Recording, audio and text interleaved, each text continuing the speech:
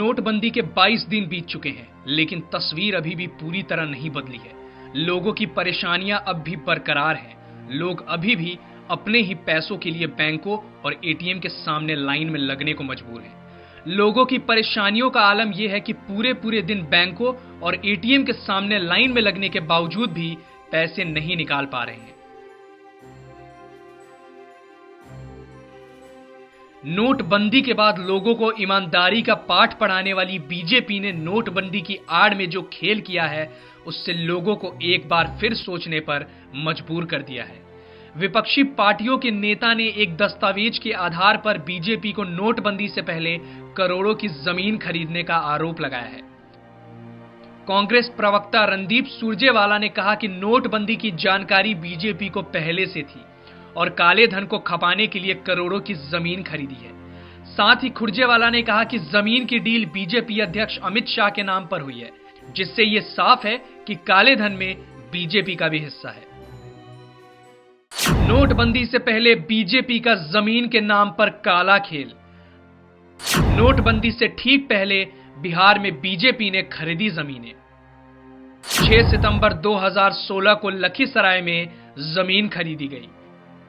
6 सितंबर 2016 को कटिहार में 1,16,13,000 रुपए कीमत की जमीन खरीदी गई।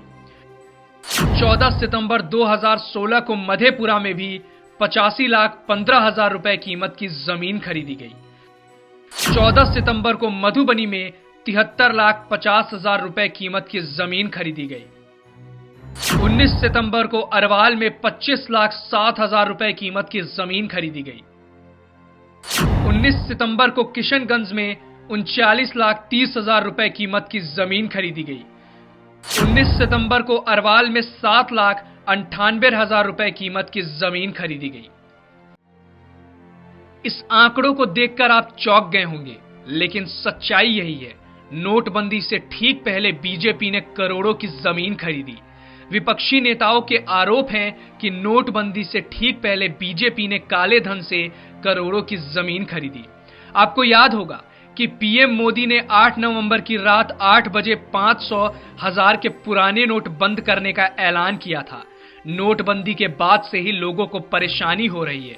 सरकार के लाख दावे के बाद भी लोगों की परेशानियां कम नहीं हो रही हैं। सरकार रोज रोज ये दावा कर रही है कि पहले से लाइन छोटी हुई है, लेकिन जमीनी हकीकत अभी भी जस की तस बनी हुई है। Bureau report, national Dastak.